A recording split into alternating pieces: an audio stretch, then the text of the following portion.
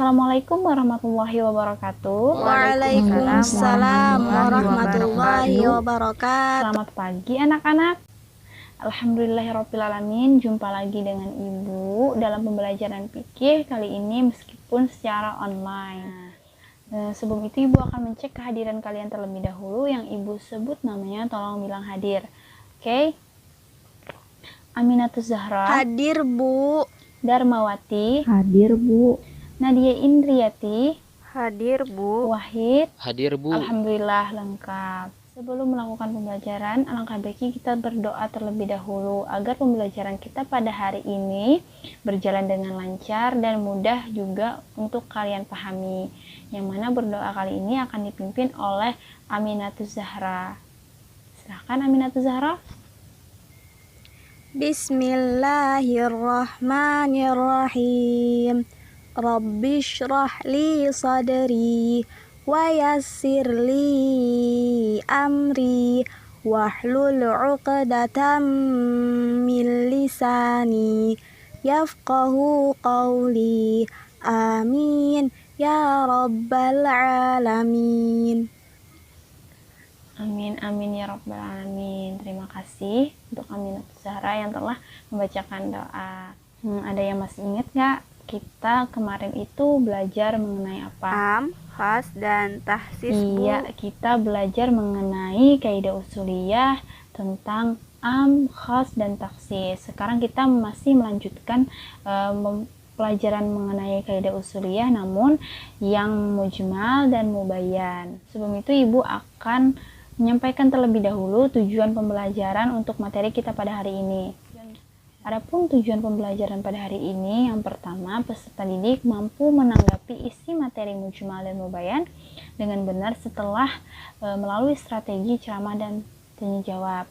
Yang kedua, peserta didik mampu menyebutkan dan membedakan macam-macam mubayyan dengan benar setelah mendengar dan melihat contoh dari penjelasan guru. Yang ketiga, peserta didik mampu melafalkan macam-macam mujmal dan mubayyan dengan benar melalui proses pembelajaran yang telah dilakukan. Oke, itu tadi tujuan pembelajarannya untuk materi kita pada hari ini, yaitu materi mujmal dan mubayyan. Adapun metode yang Ibu gunakan dalam pembelajaran kali ini adalah menggunakan metode ceramah plus tanya jawab. Jadi kalau kalian ada yang ingin ditanyakan, nanti silahkan tanya aja mengenai materi kita pada hari ini. Ya, baiklah, langsung ke pembahasan ya. Baik, Bu. Baiklah, Ibu akan menjelaskan untuk materi kita pada hari ini mengenai mujmal dan mubayyan. Nah, mujmal itu dari segi bahasa artinya samar-samar dan beragam atau bermajemuk. Sedangkan menurut istilah, mujmal itu adalah suatu perkara atau lafaz yang maknanya tergantung pada yang lain, baik dalam menentukan salah satu maknanya atau menjelaskan tata caranya atau menjelaskan ukurannya. Jadi, mujmal ini adalah suatu lafaz yang masih samar-samar atau abstrak sehingga perlulah penjelasan lain untuk menjelaskan lafaz dari si mujmal tadi. Adapun contoh dari lafaz mujmal itu terdapat dalam Quran surah Al-Baqarah ayat 228. Bismillahirrahmanirrahim. Wal mutalaqqatu yatarabbasna bi anfusihinna salasata qur'in. Nah, yang artinya wanita-wanita yang ditalak hendaklah menahan diri atau menunggu selama 3 kali quru. Nah, quru di sini, lafaz quru di sini yang mana bersifat mujmal, yaitu masih samar-samar karena dia mengandung 2 makna, yaitu haid dan suci. Apabila dipilih dari salah satu makna tersebut, maka harus didukung oleh dalil lain, baik dari Al-Quran, Sunnah, maupun ijtihad. Adapun contoh lain mengenai mujmal ini terdapat dalam Quran surah An-Nur ayat 56, yaitu Bismillahirrahmanirrahim wa aqimus shalah. Nah, yang mana artinya dirikanlah salat. Yang mana mendirikan salat di sini dalam Al-Quran ini masih belum jelas atau bersifat mujmal. Kita tidak mengetahui bagaimana cara sholat, bagaimana cara mendirikannya, maka perlulah dalil lain untuk memahami tata cara sholat dan melaksanakannya bagaimana. Begitu pula dengan waktu zakat, yaitu tunaikanlah zakat, yang mana kita tidak mengetahui berapa ukuran zakat, kepada siapa kita memberikannya dan lain sebagainya, maka perlulah dari lain untuk menjelaskan ayat tersebut atau lafaz tersebut. Nah, tadi contoh dari mujmal. Nah, itu selanjutnya itu adalah mubayyan. Mubayyan itu dari segi bahasa artinya yang ditampakkan atau yang dijelaskan. Secara terminologi atau secara istilah, mubayyan adalah lafaz yang jelas maknanya dengan sendirinya atau dengan lafaz lain. Jadi mubayyan ini bisa kita pahami ialah suatu lafaz atau perkara yang sudah dapat dipahami maknanya berdasarkan asal mulanya atau setelah dijelaskan oleh yang lainnya. Bisa kita katakan bahwa mubayyan ini berupa penjelas ya dari mujmal tadi.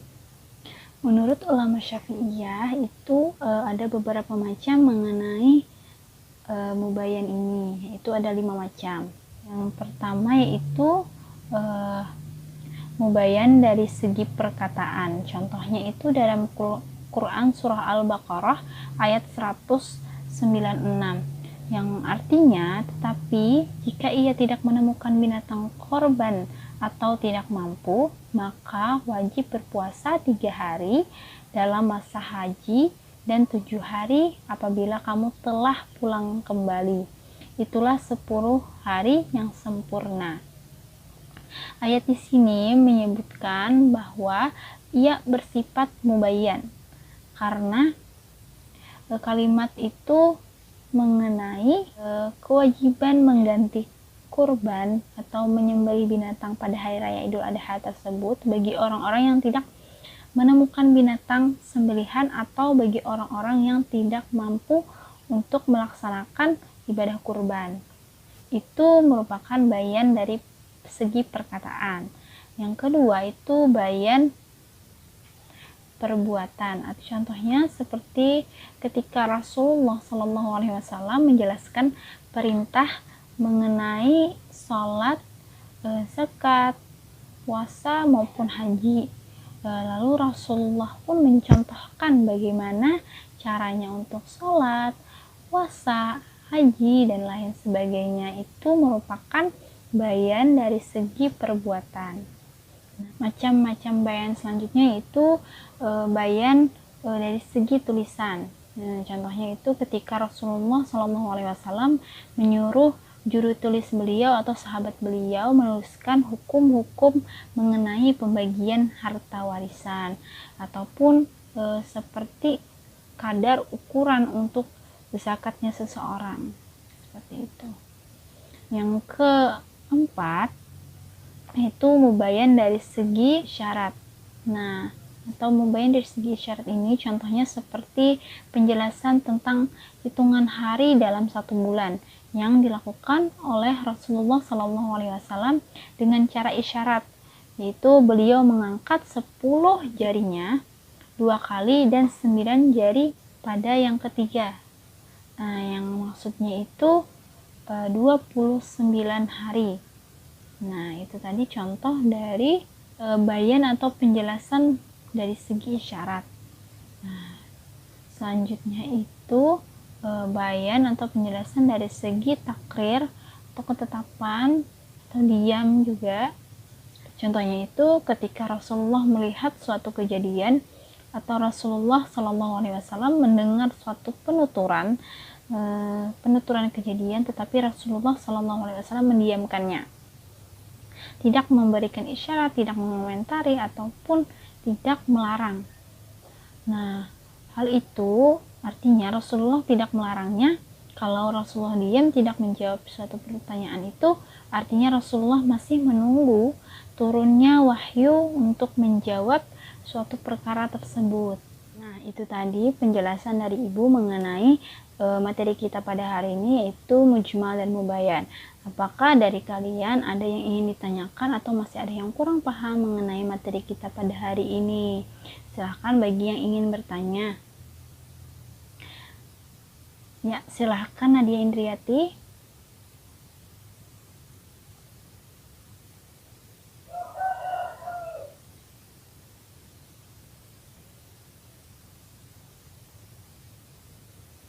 Adapun perbedaan yang mencolok mengenai mujmal dan mubayan. Kalau yang mujmal adalah lafaz yang masih samar-samar atau abstrak. Jadi masih perlu penjelasan dari dalil lainnya atau dari lafaz-lafaz lainnya. Sedangkan mubayan adalah bisa sebagai penjelas bagi dirinya sendiri atau bagi yang lain. Yang lain di sini bisa kita artikan dari mujmal, penjelasan bagi lafaz mujmal. Nah, itu tadi mengenai perbedaan yang mencolok dari mujmal dan mubayan. Apakah ada lagi yang ingin ditanyakan dari materi kita pada hari ini?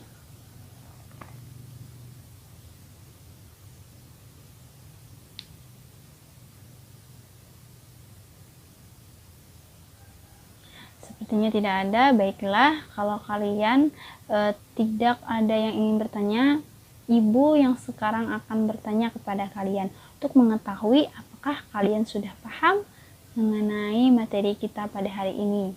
Jadi ini pertanyaan rebutan dan juga tunjuk ya. Nanti Ibu akan menyebutkan soal, nanti kalian jawab. Bisa juga Ibu tunjuk nantinya. Oke, siap? Siap, Bu. Soal yang pertama. Ada berapa macam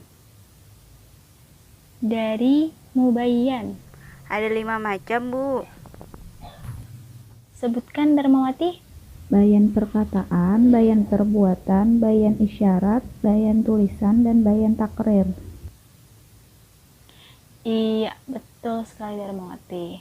Soal berikutnya, suatu perkara atau suatu lafaz yang masih belum jelas atau samar-samar sehingga masih perlu penjelasan dari dalil lain atau lafaz lain, itu disebut apa? Aminatul Zara. Mujmal, Bu. Iya, betul sekali. Soal seterusnya, Rasulullah SAW pernah melakukan suatu perbuatan yang menjelaskan bagaimana tata cara sholat, puasa, zakat maupun haji. Ini merupakan contoh dari macam mubayan dari segi apa? Bayan perbuatan, Bu. Iya, betul sekali Wahid. Alhamdulillah anak-anak murid Ibu sudah paham mengenai materi kita pada hari ini. Jadi kesimpulannya, mujmal itu adalah suatu perkara atau suatu lafaz yang masih samar-samar atau abstrak sehingga masih perlu penjelasan dari dalil lain seperti Al-Quran, Sunnah maupun ijtihad. Sedangkan mubayan itu adalah dari segi bahasa artinya yang ditampakkan dan yang dijelaskan. Jadi mubayan itu adalah suatu lafaz yang sudah bisa menjelaskan dirinya sendiri dan juga bisa menjelaskan lafaz yang lain. Mubayan ini ada 5 macam. Yang pertama ada dari segi perbuatan, perkataan, tulisan, isyarat, dan juga takrir. Nah, itu tadi kesimpulan mengenai materi kita pada hari ini. Jangan lupa pelajari lagi materi kita pada hari ini di rumah, dan juga Ibu akan memberikan kalian tugas berupa esai. Nanti akan Ibu kirim tugasnya di grup WhatsApp. Marilah kita mengucapkan hamdalah untuk mengakhiri pembelajaran kita pada hari ini. Alhamdulillah. Ibu akhiri. Assalamualaikum warahmatullahi wabarakatuh.